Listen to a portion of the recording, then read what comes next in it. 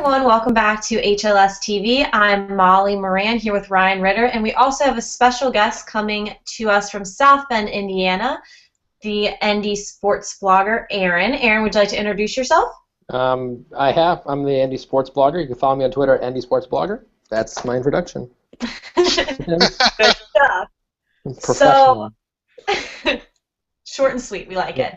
So we know you do a lot with Fighting Irish digital media. Would you like to tell us some of the things that you've been working on? Yeah, our office does a lot of different things, from video content, social media, kind of just marketing, thought processes, branding.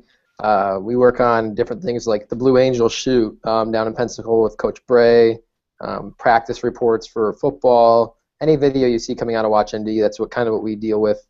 Additionally, we do a lot of social media, whether it be helping teams out within the department or doing our own accounts, as well as Fighting Irish is ran by someone in our office, that account, if you guys follow that. So that's how that's what I do. And I write on uni.com/blogs. Yeah, and you have a handful of other bloggers who I believe are students. Can you talk a little bit about that as well? Yeah, we have 5 student bloggers. One is a hockey blogger. You can follow Anna Gonzalez if you're a hockey fan at ND Blog Gonzo, Gonzo. If you're a football fan, which I'm guessing everyone is, you can follow Craig Cheval at ND Blog Craig. One of the funniest people you'll ever meet, Rachel Murphy. You can follow her at ND Blog Murph, and she does men's basketball and then other really dumb things. There's a promotion right there.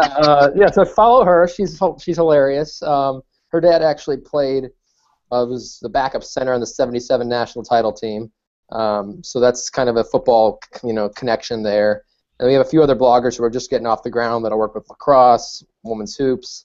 But we got to get them set up a little bit. But those student bloggers do a lot of fun things. Anna actually worked with the hockey program a lot, so she put on the hockey skates, the pads, every pad in there, jersey, and played hockey for the first time last week. Sam Hare and Stephen Fogarty taught her how to play. She's going to put together a video, and that'll be out soon, and that's kind of funny.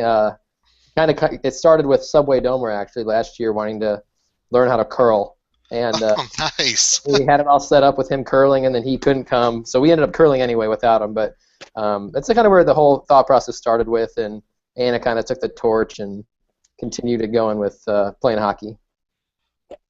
I'm definitely looking forward to seeing that, but let's talk a little bit about you, because I'm not sure people are aware, but you are actually not from a Notre Dame background, student or graduate. So tell us a little bit about yourself, because if I remember right, you got some Big Ten connections instead, correct? Yeah, I actually grew up in South Bend. My dad is a police officer in town. I know a lot of people are going to be mad about that, but he's a police officer in town. My mom teaches at a Catholic school, or she's a administrator now at a Catholic school. But I went to public schools my entire life, so Notre Dame was not for me. So I went to IU Bloomington, actually, down in Bloomington, Indiana, beautiful Bloomington, Indiana. I went there for a couple of years, graduated from there, came back here, worked a year in media relations, went and started my MBA, and then I came back a year and a half later, and I've been here ever since. So it's the place is just great to work for. I worked here as a student when I was at IU in the summer in the media relations department, and it's just a really cool place. It's unique.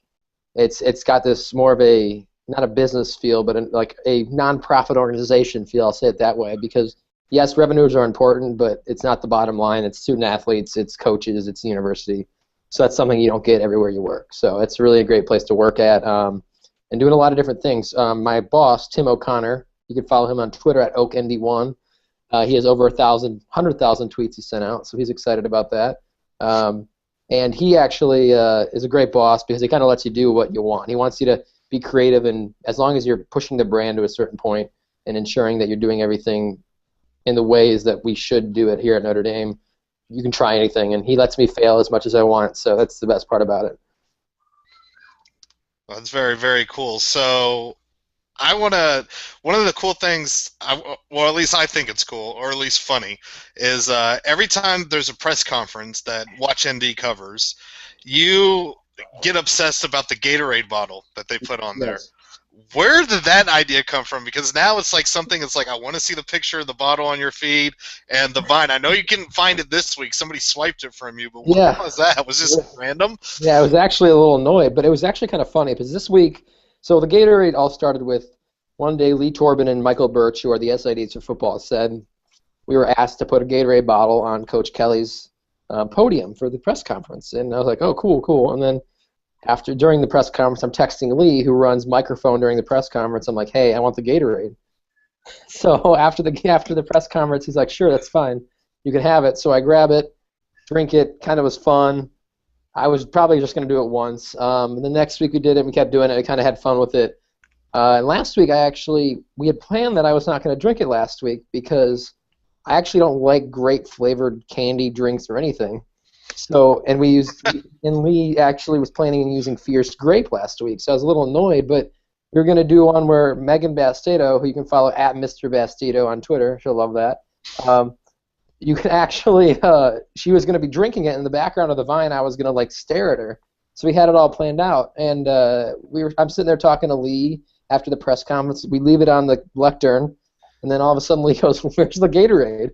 And we start looking around, and I thought it was Doug Farmer because he always grabs it and runs out of the room and then like puts it outside because he knows I get mad.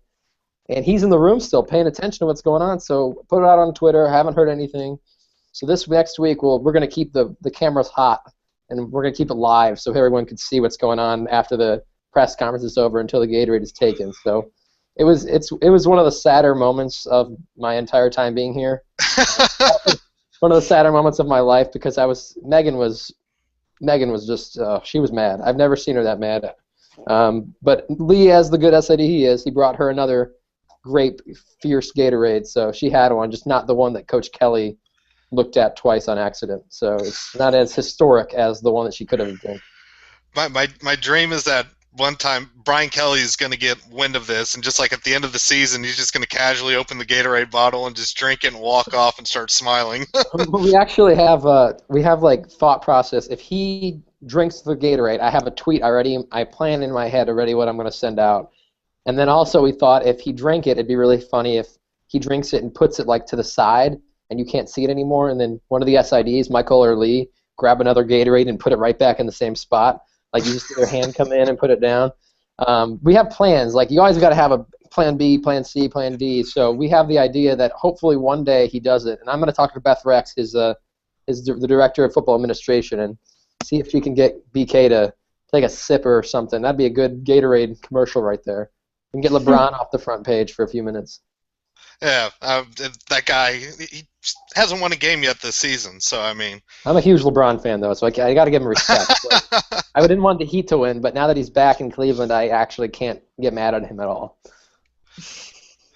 Okay, well, I love all the different, I mean, it's incredible. This is how detailed y'all are, is that you have plans for Gatorade, amongst all the things you do, and the content's grown like crazy. So let's get into football a little bit, because we had some playoff rankings that came out. So let's let the guests start off. What are your thoughts, Aaron? Well, honestly, I think it's funny that they do the top 25. I was talking to Brian Fermo, who writes for ESPN. He's on campus here. He's football outsider, is what they call it, because they take raw data and he named it after himself because he's so magnanimous. Brian Fermo Efficiency Index. And he's an awesome dude. We're going to actually have him on our podcast next week. We talked to him yesterday, and we're going to have him on a podcast next week. But he actually has Notre Dame ranked 16th in his computer rankings. So, honestly, Notre Dame, and you look at it and take an unbiased point of view, they haven't beaten anyone that's world beaters, if you will. They have no top 25 wins. And if you look at them against Michigan State, is what you notice, because Michigan State's one above or two above Notre Dame, whatever they are, is that the difference between Notre Dame and Michigan State's ranking really is that Michigan State has beaten Nebraska, who's like 15th, 16th, 17th. So really what the committee is looking at is who you beat, not who you lose to.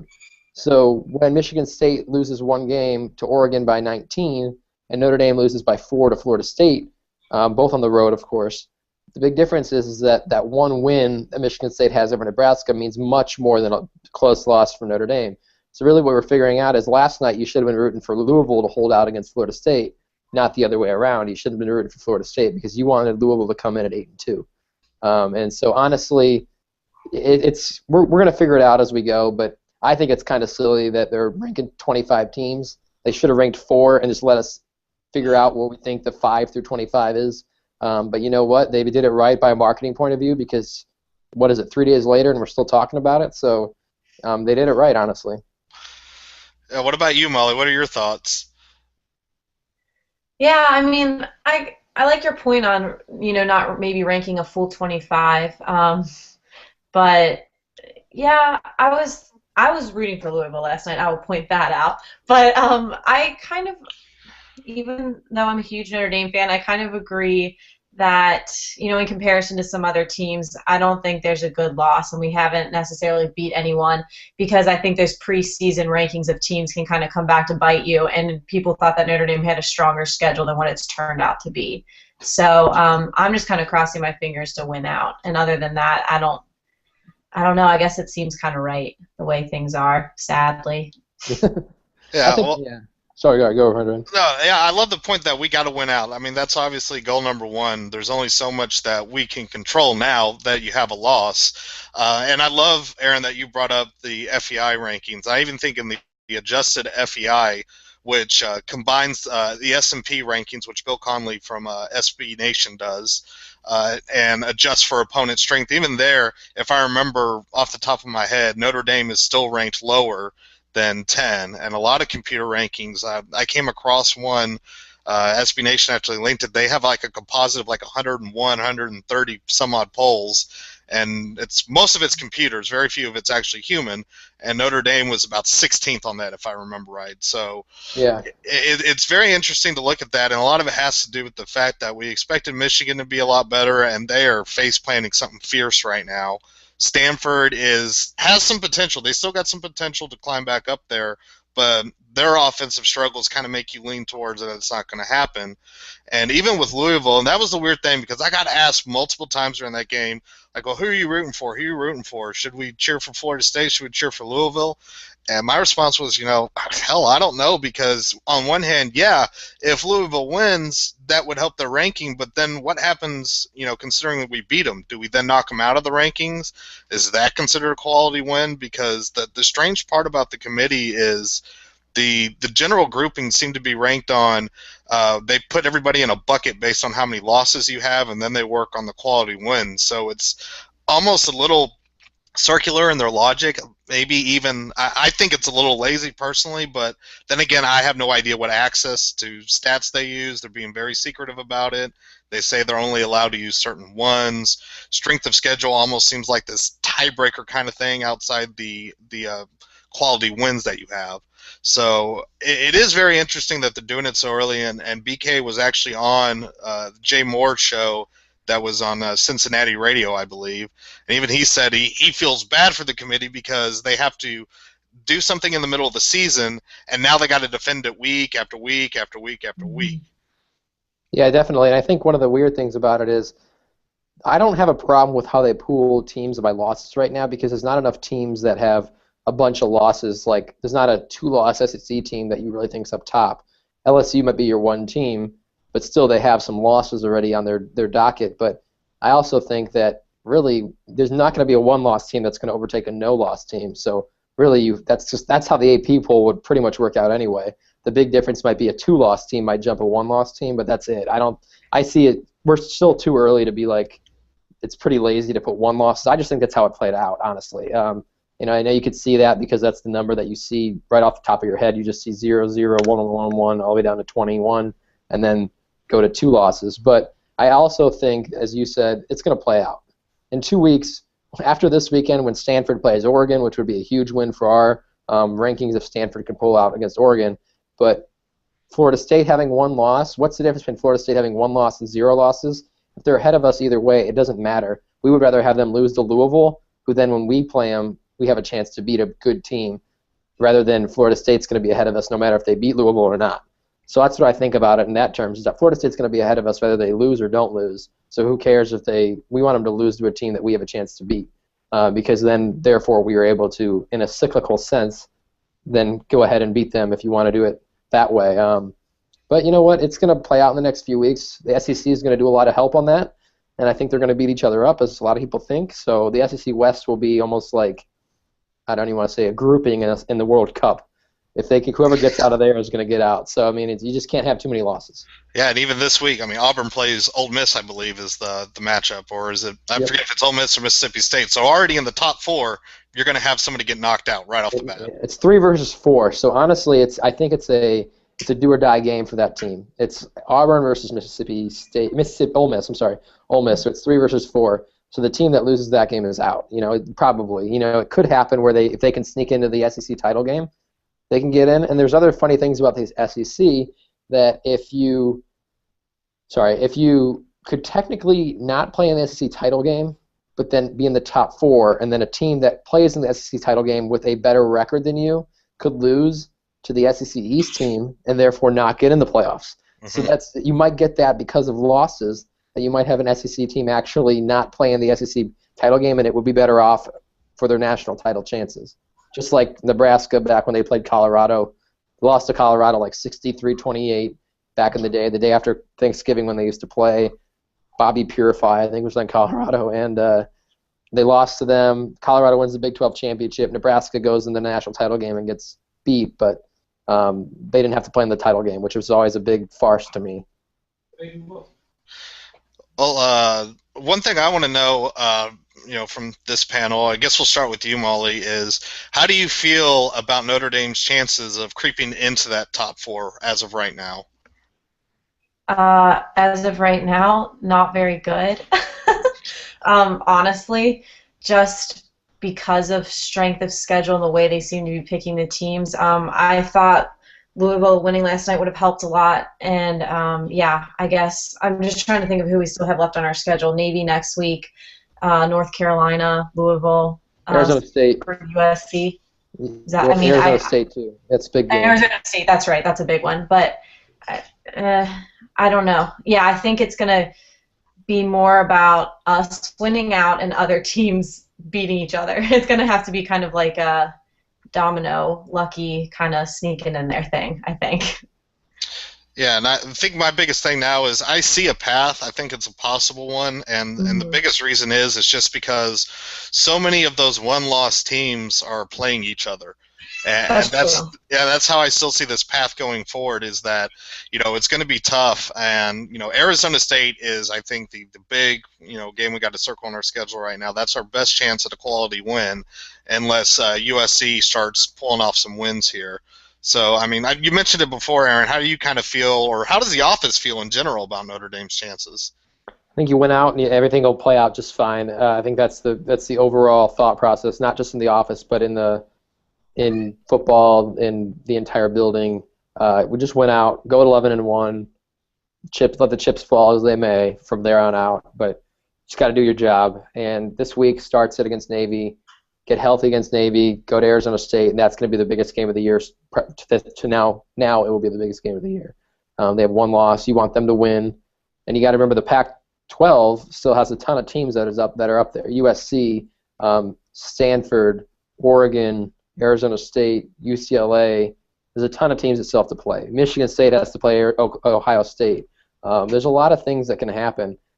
And the Big 10 still has to play a title game. So everyone else has these title games with the Big 12.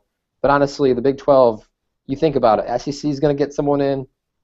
ACC, only if it's Florida State probably, is going to get someone in. You got to see the Pac-12 will probably get a team in unless they beat each other up. But that's the thing. They all have the chance to beat each other up. Notre Dame just needs to win 1 week after 1 week after 1 week. Once they get past USC, they don't have anything else to do. They just have to wait, let the chips fall as they may. So I think if Notre Dame football squad and Coach Kelly take care of business, we'll be happy come selection time, December 7th or whatever, December 6th.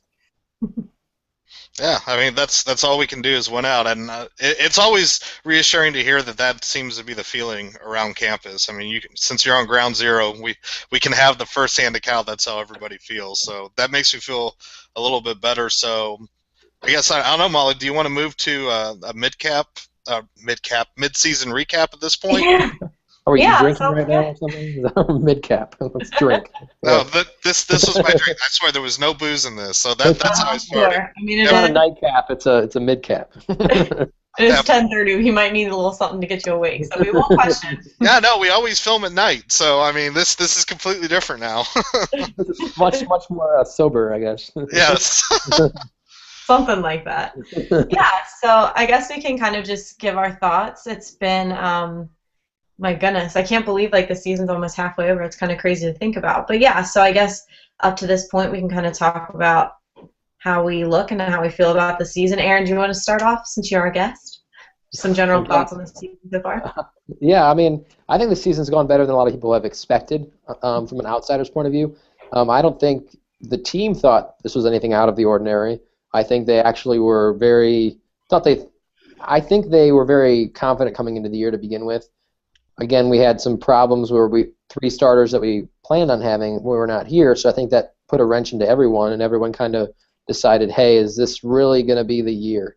And I think everyone looked till next year, to next year, because I think that it's a crazy number, like 46 out of the 52 guys in the depth chart have eligibility remaining next year. So everyone is kind of looking toward next year as the year, but really, I hate that crazy saying, the future is now. Technically, we could be 1 year ahead. 02, I think, was or 02. Wow, I'm going back to Ty Willingham. 2012. Don't do that. Oh, God. Yeah, I'm back. 2012. Gosh, Florida State game. 2012 was a year I think people didn't expect to happen. I actually joke that I was gone in 2012. That was the year I was gone.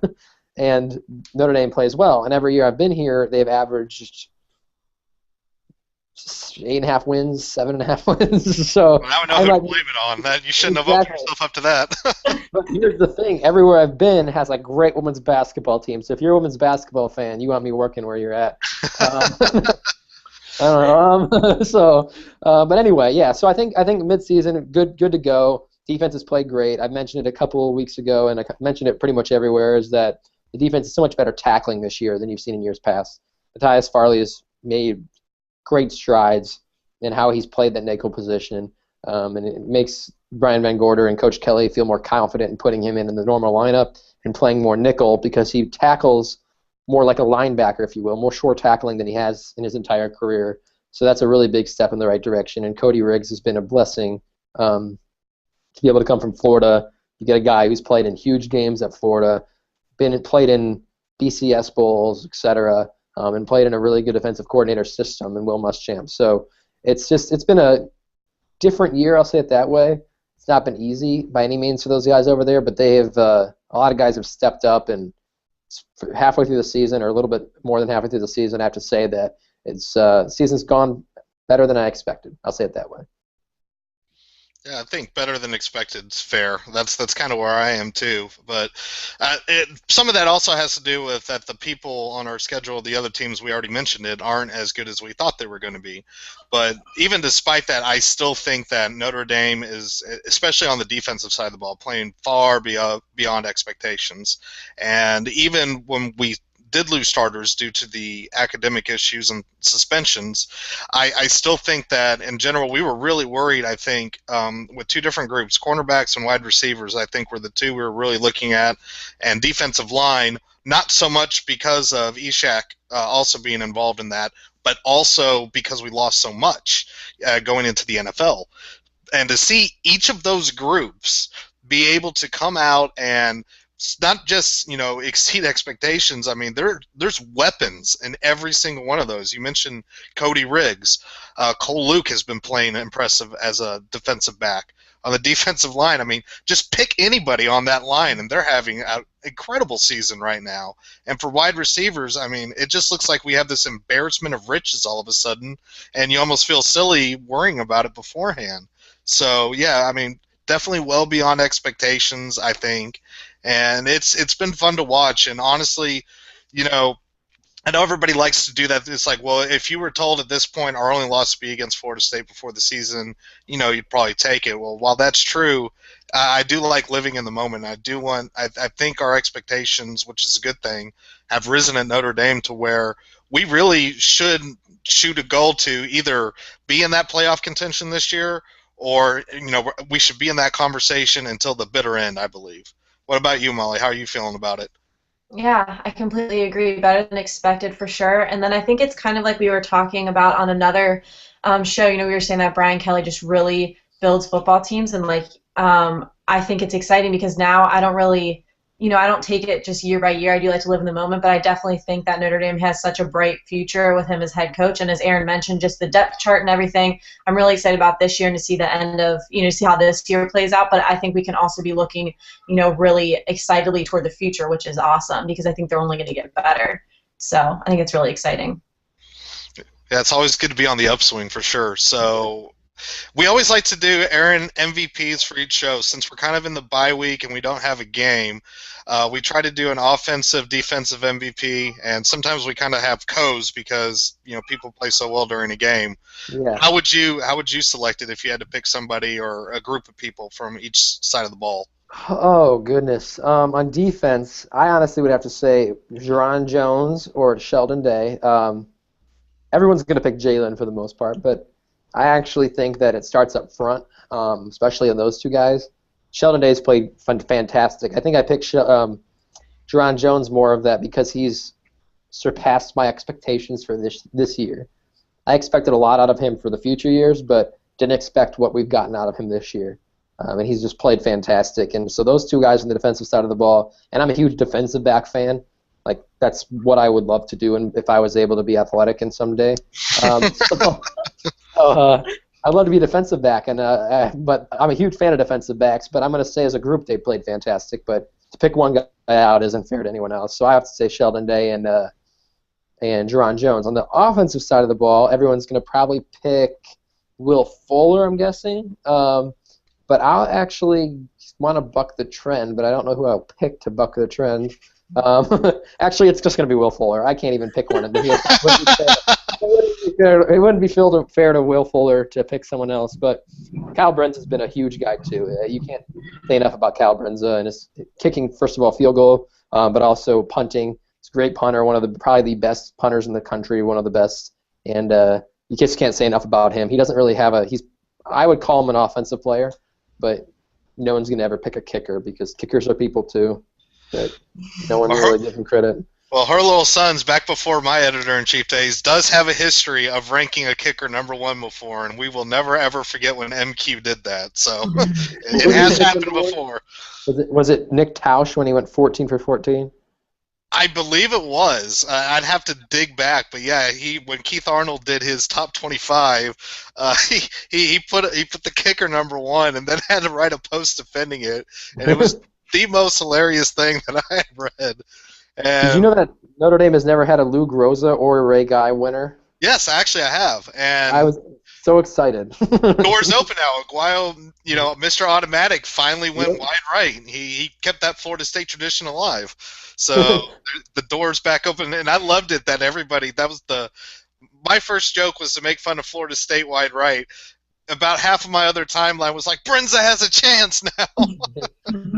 That's definitely the truth. And the other thing about it was the kicker. What was I going to say? Oh, Tausch, Nick Tausch. I interviewed him when he was a sophomore for the game program. I used to actually put together the game program here when I was in media relations. So if you read the 2011 game program, that's this guy. But anyway, 2011 game program, we interviewed Nick Tausch, and we asked the question. One of the questions we asked was, if you could have an energy drink, what would it be and why? And this is insider's information here. He actually didn't know what to say. He's a really quiet guy if you ever talk to him, and he goes, "Kick it." And I'm like, and I was like, okay. And I go back to the office and I tell some people I work with, he said, "Kick it." And they're like, no, we're not putting that in there. And I'm like, okay, what are we gonna do? And then another guy in the department who was actually above me says, we're going to change it. We're going to make an editorial mark. We're not going to tell anyone. We're just going to change it to Tausch.0. So that's what it was in the game program. It was Tausch.0. And he never said that. I don't know if he ever read it, but that's what we ended up putting in the game program. So that little known fact about our game programs, they're not always the same. I want to thank real quick Nate Steele for coming in and giving me my computer cord because I was running out of power. Hey there. So, he can't hear I don't know if you can hear what Nate's saying, but Nate's a graduate of Notre Dame, so he knows much more than I do about life.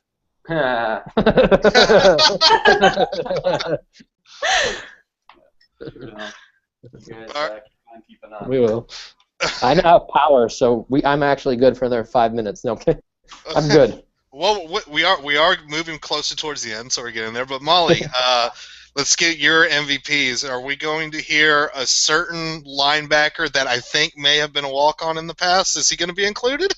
I mean, it would be disappointing if I didn't because it's just so expected now. Joe Schmidt, because I'm the president of his fan club, and yeah, oh my gosh, if they said walk on one more time, you'd one be drunk if you were playing a drinking game, and two, I was gonna punch a wall. But yeah, he was a walk on. You learn something new every day. Never would have guessed. Joe Schmidt, because I don't know. I think he's an awesome dude, and I think he's been playing really well. So yeah, surprise everyone. And then offense, I'll go predictable and say Everett Golson just because, it was his big return. We needed him to kind of, be captain of the ship there, get everything, running well on offense. So Everett Golson and Will Fuller because he's been pretty impressive. So that's expected from me. Ryan, Yeah. are you going to do anything surprising for us?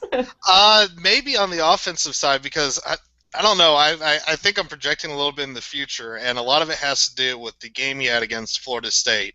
But Terrion Folston, man, Good one. and I got to hold that ship down because I ranked him #1 preseason in Keith Arnold's exercise, so I have to keep waving that flag as much as possible. But True. I really feel like he is the running back with the best vision, and Kelly and even Alfred, I think preseason talked about having this total package at running back, and I think he's the one that is moving closer to that game by game by game. So maybe not at this point you would say he is the de facto offensive MVP, but I just have this feeling as the season goes on, we're going to be taking a look back, and I'm hoping that Florida State is the point where we say this is when everything came together, and then he was just this dynamic weapon for the rest of his career. And then you can say that you had him ranked #1. Exactly, and hopefully I don't look like an idiot. But beyond that, it's definitely got to be Will Fuller because he has been unbelievably impressive, and it is he's a deep threat. He's able to get the extra yardage on the short passes, which is such a huge part of the Brian Kelly offense, is to be able to do those quick screens, those quick routes, and to be able to get to the sticks after that is absolutely huge, and it makes the defense honor those quicker routes, which lets you do those double moves, it lets you get deep, opens up the running game, et cetera, et cetera. But if I'm also going to, I want to give Corey Robinson some props too, because man, has that guy become a target, and you have to tip your cap because he's been playing most of the game with, not most of the game, most of the season with basically one hand, which has been impressive. I mean, that says a lot to where he's been hurt a lot of the season, and he's only going to get better and better. Defensive side, I'm with Aaron. I love the big guys. It always starts for me. It starts in the trenches. So the defense, Van Gorder, we heard a lot about his blitzing schemes, but the big reason those blitzes are as effective as they are is because the defensive line themselves can cause havoc with just 4 rushers. So when you got to worry about 4 guys, once you start bringing in 5, 6, or even going with the house and 7 and 8. You're gonna take a sack more often than not. I think the lone exception for that this season was when Jameis Winston in the second half was able to adjust, and he did it to Louisville as well. The blitzes were not getting there quick enough because Winston was making the reads, just a little bit quicker. But for the rest of the season, I mean, Van Gorder and his defense have been awesome.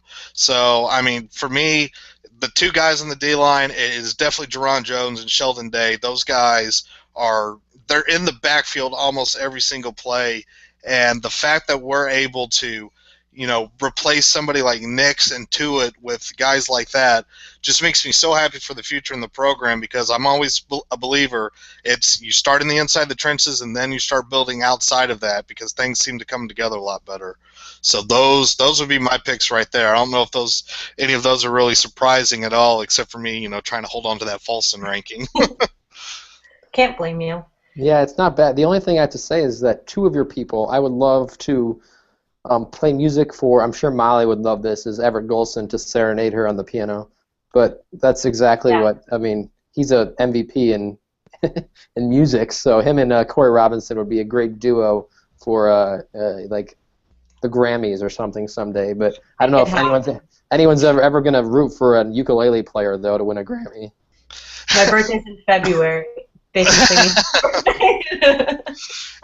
It can either be a special episode of HLS TV or it could be a special Fighting Irish digital media production. I mean, there's all kinds of options there. Yeah. So I guess as we're starting to wrap up, we should probably talk a little bit about the team that we're going to be playing in primetime tomorrow night.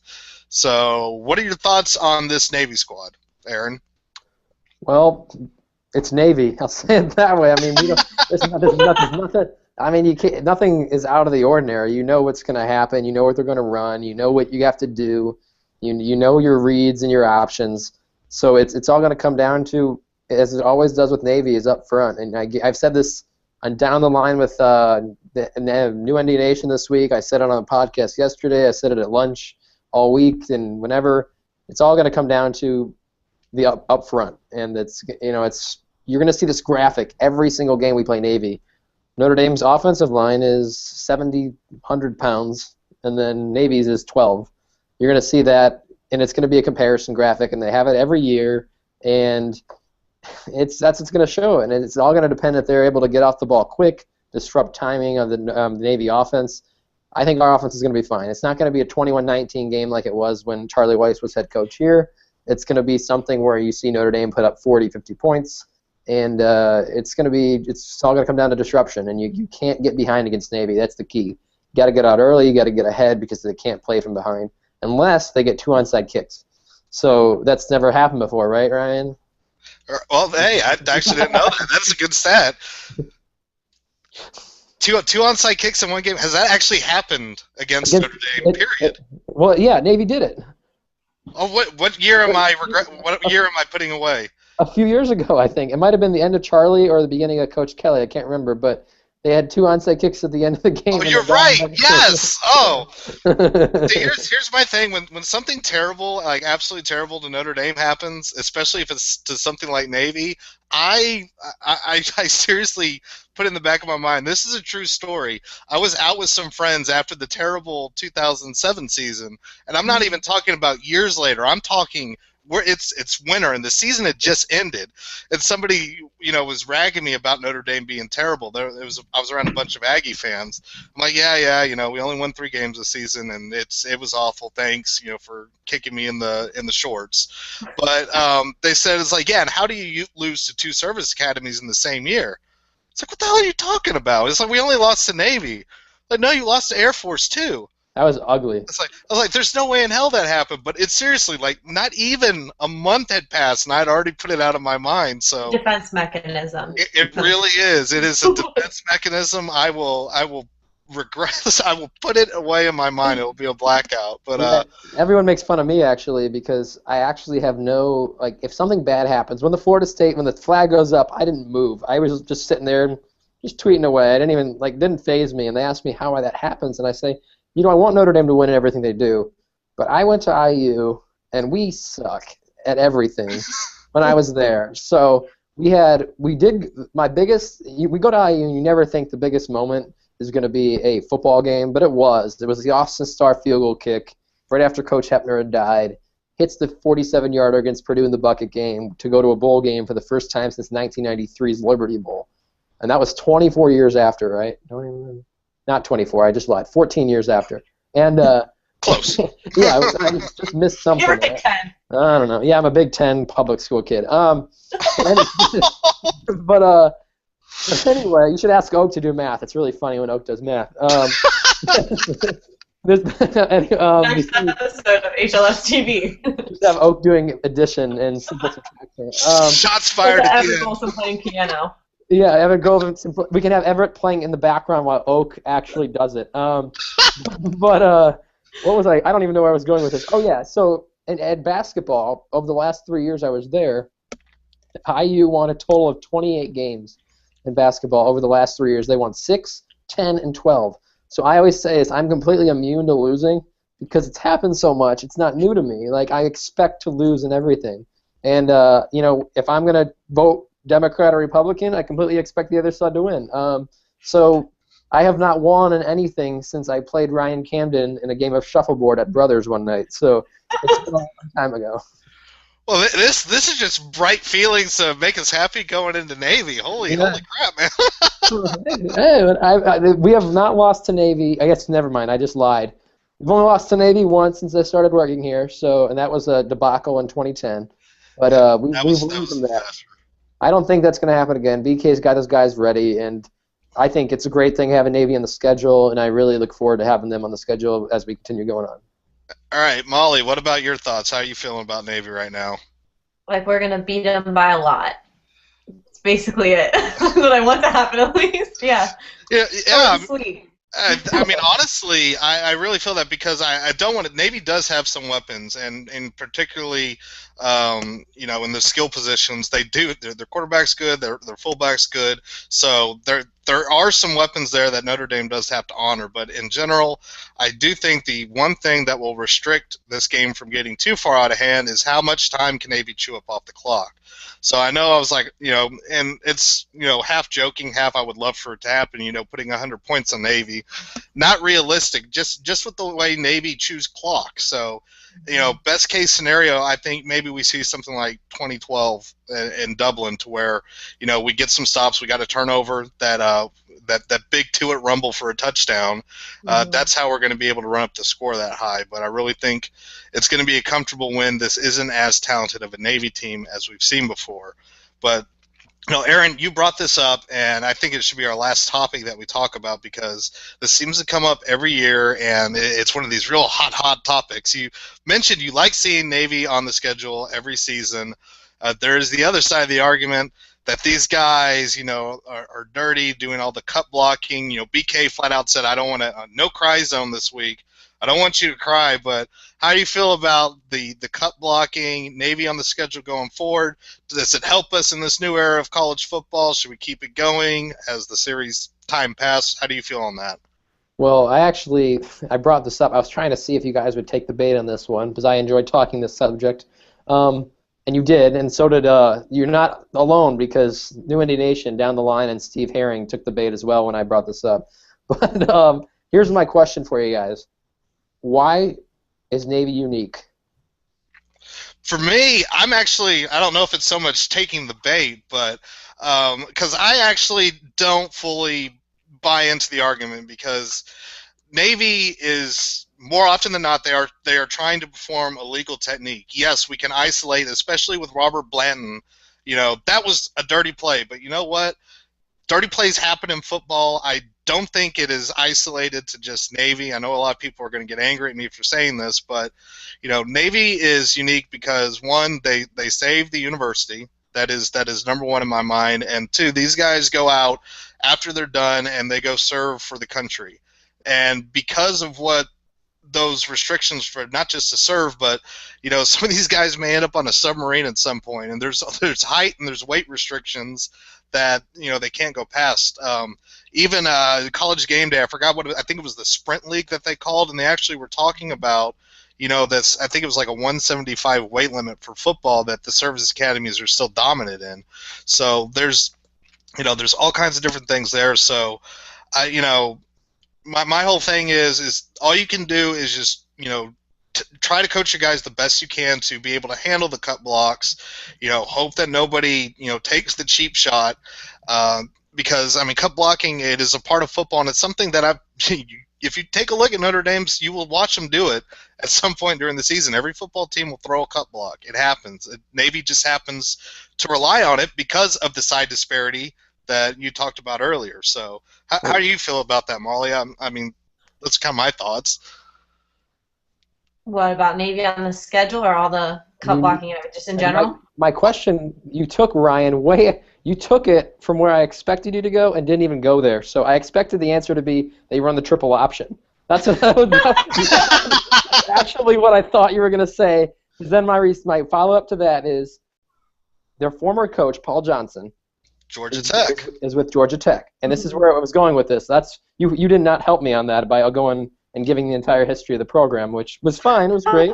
People are now more educated for it. But I was going with triple option. That was the answer. And Paul Johnson, who's the one who actually got Navy to where they actually were very good, his goal was to beat Notre Dame. In 2007, he did that. and he's at Georgia Tech, and I think they're running it version 2. I don't want to say on steroids, but it's practically on steroids. They're a more athletic team. They're a better team. They have a passing element, but they're running the triple option. And who do we have to play in the next few years because of the new ACC scheduling? Georgia Tech. So is it easier for a team to play a dumbed down, not a dumbed down because Navy runs it really well, but a less athletic version of the triple option each year and then get the crazy athletic version every 3 years? Or is it better to have it every 3 years and you could just get dumped this new offense that you've never seen since high school probably, or even probably not even in high school anymore, in this version 2.0? So in my thought process is it's easier for the guys to play them every year and then have Georgia Tech for one game, and they already know what to expect, the reads, who to look for, what to look at, instead of jumping this one offense on them once every 3 years. We're only going to play them once in your career at Notre Dame. Now you play them 5 different times. That's how I think about it. Never even had that cross my mind, which is so well done on that, man. So you've been doing this all week, trying to lay traps and then pull the Georgia Tech ace out of the hole? Yeah, on Tuesday I did it. Evidently you don't listen to Down the Line. Steve Herring's going to be quite annoyed about this, but I will let him know that you don't listen to him Down the Line. I haven't had a chance to this week. Well, this week, yes, this week. We haven't recorded till Friday. What have you been doing? No, but that's exactly what I think about it, is that it's better off in the long run. The whole thought process to Navy, doing what they gave to us, and all that is a underlying reason to why I like playing them. Service Academy, giving back, giving some promotion to Navy, and there's a general respect between both teams. But on the football side of things, it's only going to make sense with Georgia Tech and Paul Johnson. If Paul Johnson happens to leave Georgia Tech, I probably won't feel as strongly. But from a football sense, it makes complete sense for each player, whether it be scout team or otherwise, to see it once a year until why they play Georgia Tech on the schedule.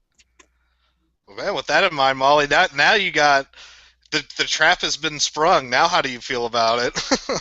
I mean, I was going to say everything Aaron said anyway, so She's smart. I listened to Down the Line. I'm just kidding. No, that's a really good point, though. Dump on text now. Let's have it rain now.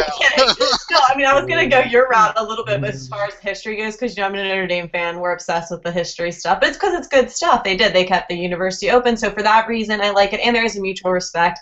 When I was younger and I always wanted to go to Notre Dame games, my dad would only take me if they played Navy or someone, because he's like, those fans will be really respectful. I don't want you around Michigan people or whatever when you're younger. So it was literally a thought process.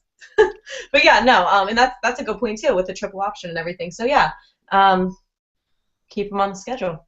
Yeah, I didn't even think about the Georgia Tech, but yeah, from a football perspective, and I know they started the season a little bit rough, but the triple option it's one of those, I call it my guilty pleasure offense. I think when run, it is one of the most lethal and deadly things that you can have. And I'm not just talking about knees and cut blocks. It is just, if you have 3 true threats and you're not staying home on each assignment and honoring each of those threats in the ways it can vary with counters and reverses, et cetera, or when the quarterback is finally able to chuck it downfield and the guy's wide open because you forgot about him.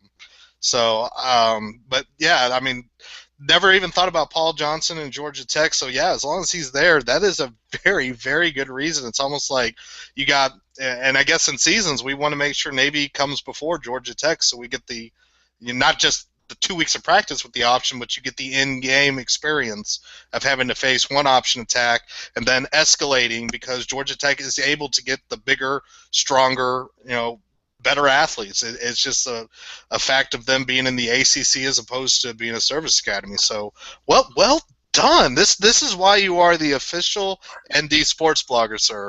Yeah, thank you. I just saw a shoulder brush. Yeah. Oh, sorry, I had dandruff. No. Oh, totally. Right. Yeah, he's just like, yeah, I got this. Job security. Yeah, exactly. I'm good for at least 6 months, so we're good to go. Well, thank you so much for joining us. Are there any final thoughts anybody wants to throw out there? I have one random thought here because I work at Notre Dame. I'm gonna pub not something that Notre Dame does, and Oak's gonna get mad at me for that. I'm gonna pub. Ryan, you graduated in 07? Yes, I did. He was not there. Do you ever hear the basketball name Phil Hickey? Yes, I have heard that name. Okay, so Phil Hickey, you might not have known. I don't really know the dude. I am cool. I like Notre Dame grads who want to do different random things. So Ryan, that's why I enjoy you so much. You're a Dallas Stars fan, evidently, unfortunately. But Hey!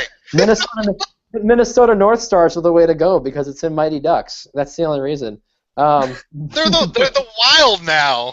They moved. I could get into a whole other rant about Minnesota fans being pissy about Dallas leaving, but I'm not a Minnesota fan. I'm a fan of District 5 and and the Eden Hall Academy Ducks and all those teams. But Phil Hickey is a marketing guru, if you will. He worked at Rovio, so I don't know if you guys know what Rovio is. The creators of Angry Birds. So he actually was a developer and the VP of marketing at Angry Birds, or at Rovio, and he went and worked at this new company called Seriously. So I have been playing this game, unfortunately, called Best Fiends. So go download Best Fiends. It's like, I've been told it's like Candy Crush, but much better, and a Notre Dame guy helped develop it. We need to keep Notre Dame guys employed, so go download Best Fiends and the WatchND app. I need to make sure I'm getting paid by the right person here. And the WatchND app. Yeah. So those are all the things you got to do. So those are my final thoughts, and go Notre Dame this weekend. And IU needs to win. Well, just in case Subway Sprout watches it, we should make sure we mention Color Bars. So have you played that one yet? I mean, not Notre Dame alumni, but he is a Subway alum, and PDX Irish is his wife, so she will come hunt you down on Twitter. Yeah, I actually have a problem with that. I don't follow a lot of people that are in your so-called Notre Dame Twitterati. I don't really, I don't get involved with that. I kind of get myself away from it. I'm very unbiased, so that's why I'm not a good part of your group. But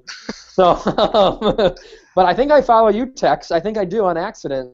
About 2,000 other people would agree with you that it's really on accident. Maybe I don't follow you. I actually have no idea. I know I follow Elvis because him and I have conversations, but who knows? I should go look after the show and make sure that my followers are in line with people I go on HLS TV with. but yeah, download Color Bars. It is a fun game if we're going to go to apps. Yes, yeah. It's very good, very frustrating, but hell of a lot of fun. And yeah, we support our Subway alumni as well. I mean, Molly's hosting the show. We got people creating apps. The Notre Dame fan base is awesome. Yes. There's my final thought. I didn't create an app, but you can follow me on Twitter at Luck of the Irish, 2 L's, and Go Irish. Those are my final thoughts. I have one last question for Molly. If Everett was to serenade you on the piano or the organ, what song would you want him to learn to play? Oh my gosh, I just stopped breathing. Colors of the Wind, probably, right? I wouldn't care. Pocahontas song? You wouldn't care. Yeah, I love that one. I want to see this happening. I kind of do, too, but I don't know Everett well enough. I have to get Michael Birch. You can follow him at NDSID Birchie, and you can tell him you want Everett to learn how to play. My final thought is I challenge you to make that happen. Everett needs to serenade Molly. Birchie fact. Birchie bits. Or Joe Schmidt. He started singing Frank Sinatra on that, I don't know, some YouTube program that you guys, oh my gosh, I was like, he likes Frank Sinatra? I almost died. Well, this is getting awkward. He's a student athlete of mine, so I think I need to get off this. I'm sorry. I'm just saying. Frank Sinatra's That's legit. Everett playing the piano. Everett playing Frank Sinatra on the piano, and Joe Schmidt singing, and Molly will be in absolute heaven. I would die. If anybody's listening to this on podcast later, you're gonna have to come to the end of this video and watch Molly's reactions because that's great. Yeah, and Andrew Wynn, if you're on still, usually you're the only one that makes it to the end of our ND Sports Blogger podcast, so we're going to give you a shout-out right now and hope that you know, and if you did get to this end point, tweet all of us and tell us you did so we know that at least one person's watching. So that's our goal. Sounds good. Yeah, definitely. Make sure, you guys are on Podbean, you have the Tumblr blog, all the Twitter accounts. I'll make sure to get this all up in our post. So most of this post will be the description full of links for everything that they do. So definitely thank you for coming on. This was great. Very fun episode. Good way to start a Friday morning. Yeah, definitely. Let me know if there's any other time you want me to come on, or I can make other people come on if you don't want to talk to me again. That's really fine. Sounds good. Thank you so much. Yeah, thanks again, guys. Have a good day. You too. her loyal sons.